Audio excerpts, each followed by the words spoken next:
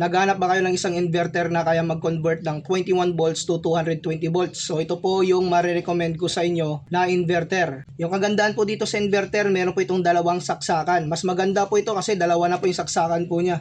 Meron po itong USB slot, so pwede rin kayo ditong mag-charge gamit yung charging cable ng inyong cellphone. At saka kung halimbawa malobat yung battery na ka-attach dito, is pwede kayong gumamit ng charger ng cellphone po ninyo. Meron siyang charging port na Type-C. Pag nag-order kayo nito, yung ma-order lang po ninyo is inverter. So meron pa itong dalawang option, yung Makita pin at saka yung DAI pin. So yung sa akin is Makita pin. Para mapagana po ninyo ito, kailangan po ninyo ng ganitong klaseng battery na naka-empty type.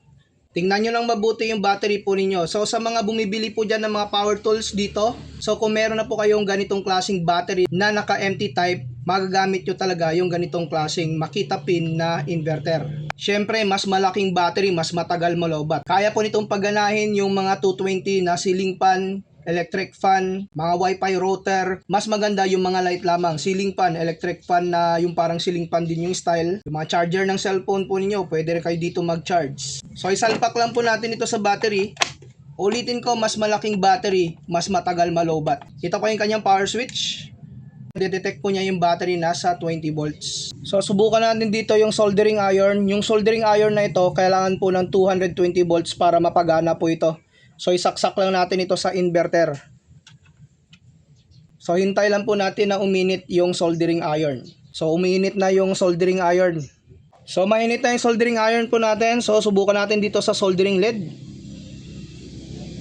Ayan. So kung makikita po ninyo, talagang tinunaw po niya dito yung soldering lead. Napaka-useful talaga ng ating inverter na ito. Ulit po tayo, yan oh. Yan, tunaw na tunaw po yan.